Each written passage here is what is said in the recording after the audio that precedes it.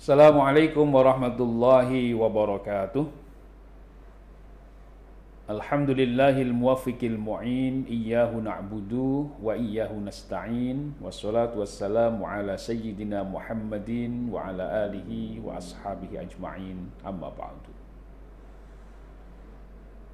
Kaum muslimin muslimat rahimakumullah. Salah satu ajaran penting dalam Islam adalah kewajiban untuk berzakat. Zakat adalah salah satu pilar di antara 5 pilar rukun Islam. Ruknun min arkanil Islam.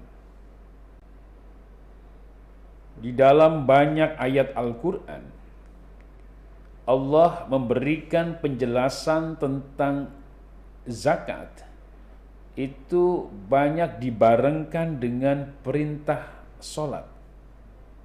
Aqimus sholah wa atuz zakat. Dirikanlah solat dan tunaikan zakat. Penyebutan perintah zakat dengan solat itu menggambarkan tentang pentingnya dua amal ini bagi kehidupan seorang muslim. Jika ibadah solat itu lebih menggambarkan ibadah yang berdimensi individual, yang menggambarkan hubungan seorang hamba, al-abdu, dengan al-khaliq Allah subhanahu wa ta'ala, maka zakat itu adalah gambaran dari ibadah yang tidak hanya berhubungan dengan Allah, tetapi juga berhubungan langsung dengan kepentingan-kepentingan sosial. Oleh karena itu, sering disebut zakat itu sebagai ibadatun maliyatun istima'iyatun. Zakat itu adalah ibadah yang bersifat hartawi, harta benda, yang memiliki kemanfaatan secara sosial, yang berdimensi sosial, yang kemanfaatan dari ibadah itu langsung bisa dirasakan oleh masyarakat, yaitu para mustahiqin. Kaum muslimin muslimat rahimakumullah,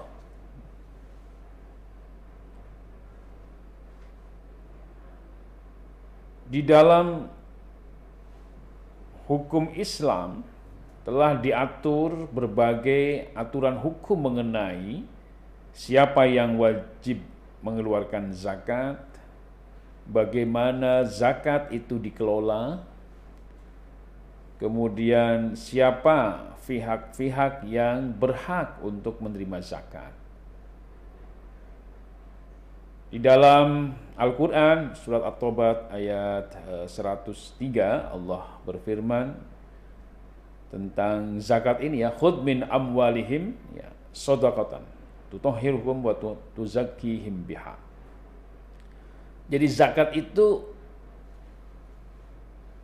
diambil, khudh, ambillah ya. Siapa yang mengambil? Di sini para ulama bersepakat yang mengambil adalah ulil amri, adalah pemerintah. Dan karena itu para ulama bersepakat bahwa zakat itu adalah kewenangan pemerintah untuk mengelola, domain pemerintah. Karena zakat itu adalah urusan yang memiliki kepentingan publik, dan karena itu semua kepentingan yang berdimensi publik harus dikelola oleh negara. Oleh karena itu di Indonesia kita patut bersyukur telah diundangkan undang-undang tentang pengelolaan zakat. yang intinya memberikan penegasan bahwa zakat itu hanya boleh dikelola oleh negara, oleh pemerintah, atau masyarakat badan hukum, ya, lembaga kemasyarakatan yang berbadan hukum yang kemudian mendirikan lembaga-lembaga amil zakat dan telah memperoleh izin dari pemerintah melalui Kementerian Agama. Jadi jikapun zakat dikelola oleh masyarakat, maka syarat pokoknya adalah lembaga zakat bentukan masyarakat itu harus sudah memperoleh izin, ya, atau lisensi dari pemerintah melalui Kementerian Agama. Yang kedua, ayat itu juga menegaskan bahwa dari mana, ya, zakat itu diambil. Ya. Dalam satu hadis disebutkan, ya, tu'khadu minal aghniya, zakat itu diambil dari orang-orang kaya, wa turaddu ilal fuqara, dan kemudian dikembalikan, didistribusikan kepada fakir dan miskin.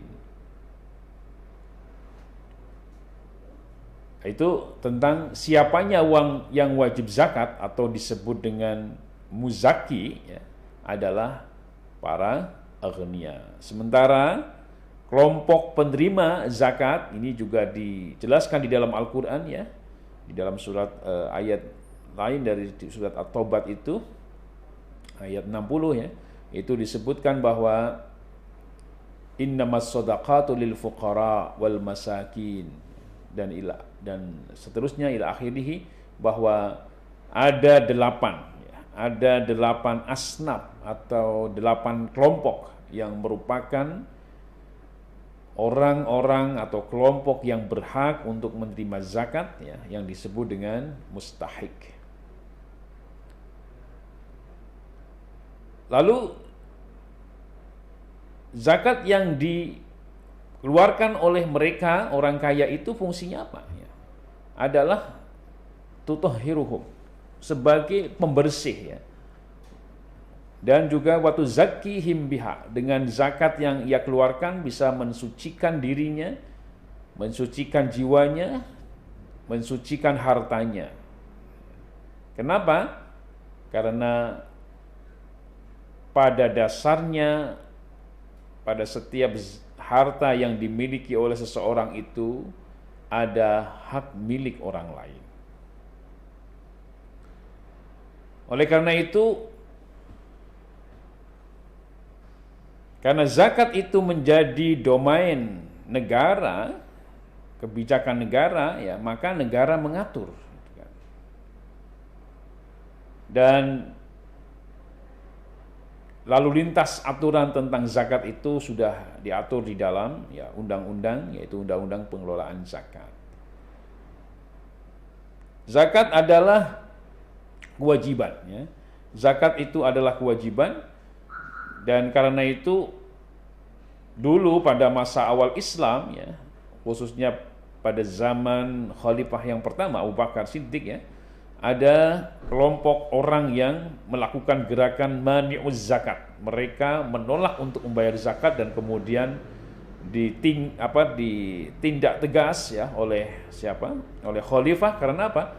Karena jika gerakan ini didiamkan, itu akan membahayakan masa depan negara.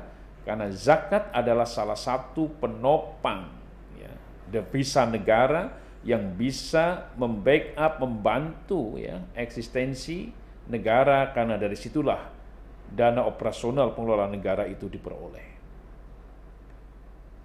Karena itu fungsi zakat itu jika dikelola dengan baik, ya, itu bisa memberikan salah satu kontribusi, ya, bagi upaya pengembangan, pemberdayaan, dan pengentasan kemiskinan. Ya. Jadi pengentasan kemiskinan, mengurangi angka kemiskinan, itu bisa diperoleh melalui dana zakat. Gitu. Bahkan untuk pengembangan ekonomi produktif, ya, pengembangan ekonomi produktif itu pun bisa kemudian pengelolaannya atau backup dananya bisa dikelola yang sumbernya dari sumber dana zakat untuk program pengembangan ekonomi produktif misalkan. Karena itu kita bisa membayangkan jika besarnya umat Islam Indonesia itu sudah atau berbarengan dengan besarnya kesadaran umat Islam Indonesia untuk berzakat, saya kira potensi yang luar biasa. Zakat ini akan bisa menjadi salah satu sumber pendanaan alternatif dalam rangka untuk membangun bangsa ini, membangun negara ini, untuk mengentaskan kemiskinan, untuk membackup dana-dana pengembangan ekonomi, untuk kemudian juga menopang peningkatan kualitas layanan kesehatan, semuanya bisa ya. Dalam rangka untuk apa? Ya, untuk kemaslahatan umat, untuk kemaslahatan dan kebaikan bersama. Dengan demikian, tentu ya mari kita bersama-sama ya untuk membangun kesadaran masyarakat Muslim untuk membayar zakat. Dan tentu akan lebih baik ya zakat itu kemudian dibayarkan melalui lembaga-lembaga amil zakat yang sudah tersedia. Ya. Di Nahdlatul Ulama ada Lazisnu ya, sebagai salah satu lembaga amil zakat nasional ya, yang sudah memperoleh izin dari pemerintah, dan karena itu ya tentu sebagai warga Nahdlatul Ulama ya mari kita bersama-sama untuk menjadikan Lazisnu sebagai lembaga untuk penyaluran zakatnya, dan dari situ nanti akan bisa memberikan manfaat yang sebesar-besarnya. Jadi zakat melalui lembaga ya itu lebih utama, lebih afdol. Kenapa demikian? Karena proses pendistribusiannya, proses pengelolaannya, akuntabilitasnya tentu lebih terukur ya. Di samping juga dari sisi mandat peraturan perundang-undangannya juga sangat jelas. Karena itulah mari kita membangun kesadaran masyarakat ya, untuk selalu berzakat, dan salurkanlah zakat di lembaga yang sudah ada, lembaga yang sudah memperoleh izin dari pemerintah untuk beroperasi dalam rangka pengumpulan dan pendistribusian zakat. Meskipun demikian bahwa zakat itu adalah ibadah wajib. Ibadah wajib. Karena itu penting juga kita untuk berpikir bahwa kita tidak hanya sekedar untuk berzakat, tetapi lebih dari itu kita juga perlu mengembangkan ibadah-ibadah sunnah lainnya dalam bentuk infak dan sedekah. Jadi kalau orang mampu, orang kaya dan dia wajib zakat kemudian melakukan zakatnya, sesungguhnya biasa-biasa saja ya.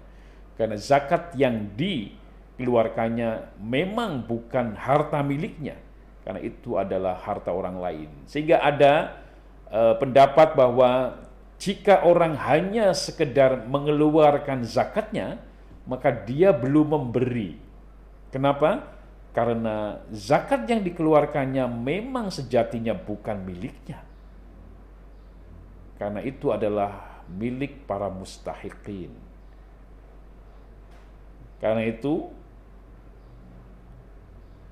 semangat berbagi, semangat memberi itu juga harus dilakukan melalui ibadah-ibadah sunnah, yaitu infak dan sedekah. Infak dan sedekah itulah yang sesungguhnya adalah pemberian, gitu kan.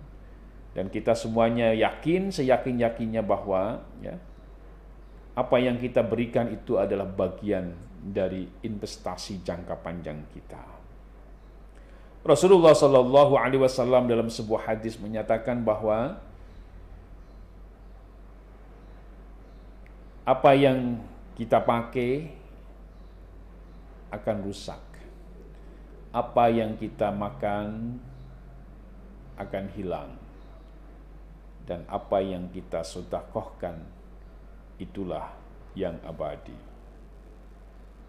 Kesimpulannya adalah harta kita yang sesungguhnya adalah harta yang kita infakkan, kita sedekahkan, dan karena itulah spirit untuk berbagi melalui ibadah zakat, melalui infak dan sedekah menjadi bagian yang tak terpisahkan dari semangat umat Islam, dan dari situlah ya ajaran Islam itu akan semakin tampak ya, baik dari sisi hablum minallahnya maupun hablum minannas. Demikian yang bisa saya sampaikan.